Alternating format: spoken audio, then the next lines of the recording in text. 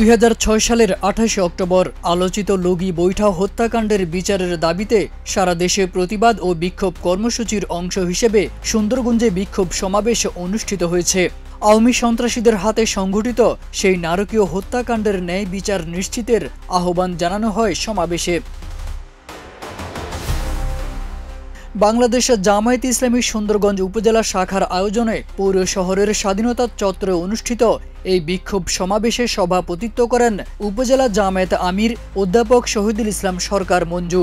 প্রধান অতিথি হিসেবে বক্তব্য রাখেন জেলা জামায়াতের নায়েবে আমির, উপজেলা পরিষদের সাবেক চেয়ারম্যান এবং সংসদ সদস্য প্রার্থী অধ্যাপক মাজিদুর রহমান।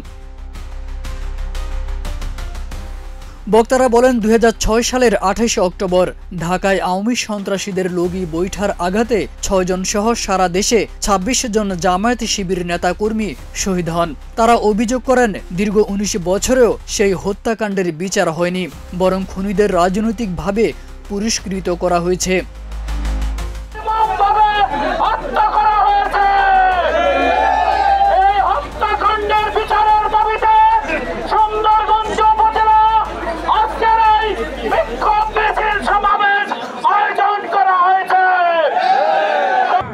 বাংলাদেশের 90 হিন্দা এবং বাংলাদেশের 90 সীমার খুনি শেখ হাসিনা।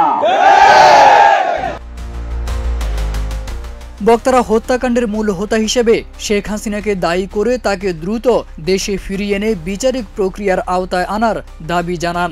এর আগে বাহিরগোলা জামে মসজিদ মোড় থেকে একটি বিক্ষোভ মিছিল শুরু হয়ে শহরের প্রধান সড়ক প্রদক্ষিণ করে স্বাধীনতা চত্বর গিয়ে সমাবেশে মিলিত হয়।